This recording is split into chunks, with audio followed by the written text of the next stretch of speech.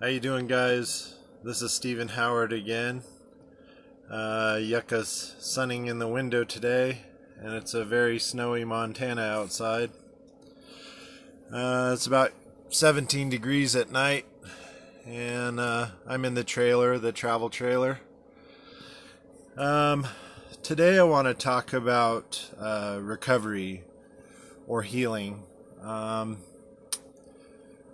I think it's very important when you go through traumatic situations that cause things like PTSD, addiction, homelessness, any form of addiction, alcohol, sex, drugs, that you have to find your internal strength to deal with the situation.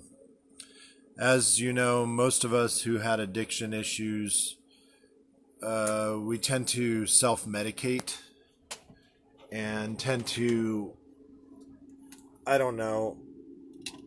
try and pad the pain. You know, we try and make the pain go away by putting something in our bodies that we think we like. My drug of choice has been marijuana. In the past, it was cocaine.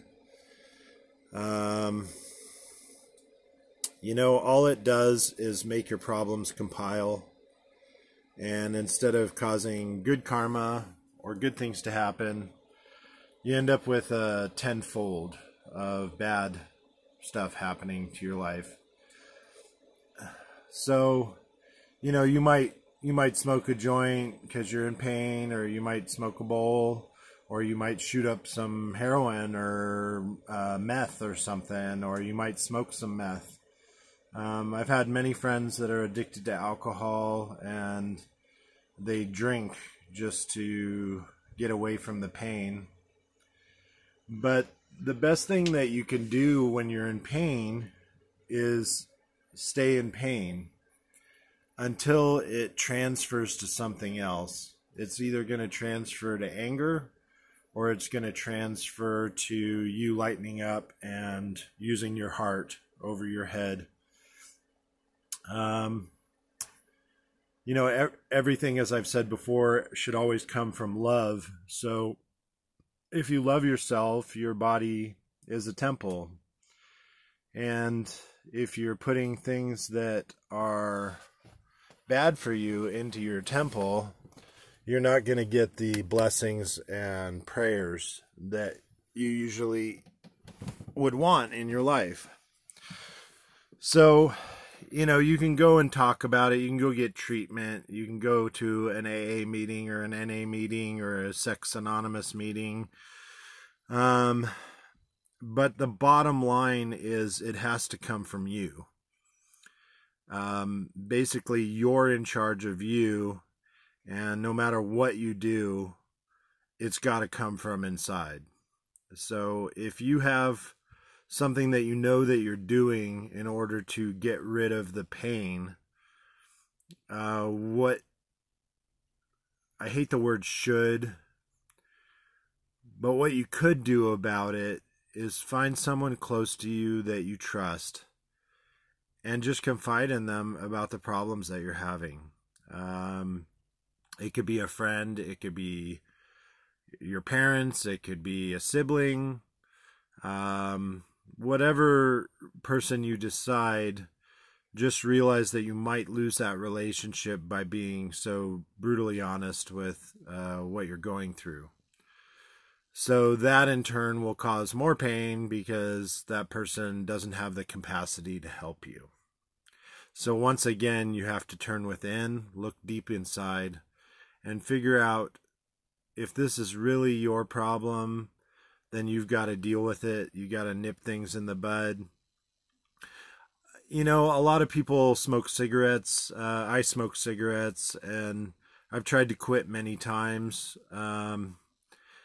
Stress and anxiety tend to put you right back into smoking. You're addicted every time you go to the store. Behind the counter, you're staring at a bunch of cigarettes staring back at you. It's a real problem for me. So what you can do is you can just kind of wean yourself, like, okay, I'm only going to smoke 2 cigarettes today. I'm going to smoke one in the morning, and I'm going to smoke one at night. And then slowly you're going to be like, well, I need my cigarette in the morning with my coffee, but I'm going to try to not smoke for the rest of the day. And so it's internal, it's like internal gardening or pruning. You have to slowly prune the tree, otherwise you're going to kill it. And the best way to get off something or do something less is to abstain from doing it. So that being said, I believe that people who have problems with their weight, overweight or obesity, I used to be quite overweight. I've lost about 50 pounds through my spiritual awakening, hence vomiting during dark nights of the soul and stress. So I've lost about 50 pounds, but I got really heavy because I would eat whatever I wanted. I used to eat a lot of McDonald's, drink a lot of soda, and just not really worry about what I was putting in my body. I also didn't have a lot of money, so it's cheap to go get a burger for 99 cents and eat that. I started to realize that I'd rather fast for a day and drink a lot of water and, fluids and maybe something light like, chips or crackers. And then the next day, because I'm now hungry, I'll treat myself to a real nourishing meal. If you don't like beets, I'm sorry, but the beet salad that I eat over at the Bridge in Missoula, it has a very grounding effect, and it also cleans out your system. So I've had really good results with eating beets. I love pickled beets. I love those purple beets. But not Beats Headphones by Dr. Dre, but, the actual vegetable beets, the root. So eating roots will get you grounded. Once you've eaten the roots, stay away from carbs. I've been noticing that the less sugar and carbohydrates that I eat, I tend to feel better and I feel stronger, and the overall feeling is a lot more pure than what I was eating. So I try and stay away from that. It's still okay to go back and forth every once in a while. Everybody loves their pizza and pasta and stuff like that. And it is the holidays, so you gotta have stuffing. Well, other than your dietary needs, there's a way to cleanse yourself spiritually. To burn sage a lot, to do a candle ceremony where you're praying or you're grateful, what you're grateful for, focusing on what you're grateful for and what you've been honored with, will help you with the depression from the loss and the healing. So without confusing anybody, if you can kind of put a list of pros and cons and then slowly look at the pros list a lot more than the cons list, you'll notice that the cons start to go away, or your negative attitude about life goes away. I try to wake up every morning with a real positive attitude, look outside the window, see that the sun is shining, that it's beautiful, that it's time to rise and do something positive for the day. I've been focusing lately on my relationships and letting people know how much I truly love them. That instead of blocking out those feelings this time of year, to actually embrace them. It's really important that we use forgiveness as a tool also. The people that have done you wrong or you feel have done you wrong, it's a matter of perspective. Everybody has their own truth. So the more you forgive, we never forget what happened, but the more you forgive everyone, you might be amazed with the results. So those are the tools today. Basically, eat right, drink right, abstain from the things or limit the things that are intoxifying you and making you make poor decisions. Try and operate out of your higher vibration. Instead of putting those things in your body, maybe do a meditation, take a nap, eat something better, go out for a walk in nature.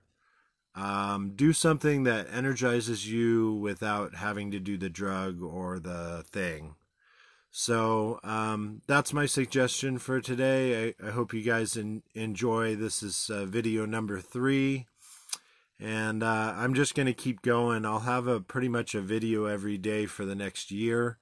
2020 is very important to all of us as we've been opened up a gate.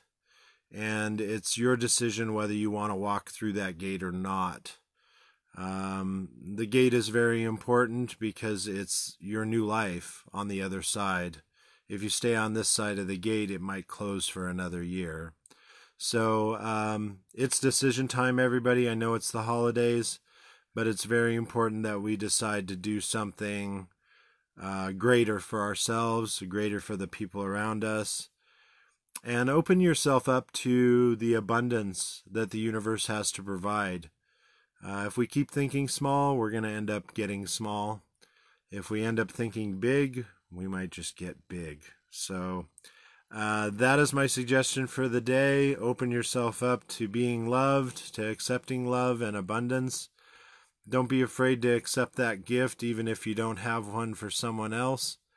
And try to be the best that you can be. Show them through your love and consideration and what you do for them. You know, offer to do the dishes after the Christmas meal. Offer to help pull down the lights at the end of the year or whatever. So much love and prosperity to you all. I hope that you have a great holiday season and enjoy friends and family and loved ones. Mahalo.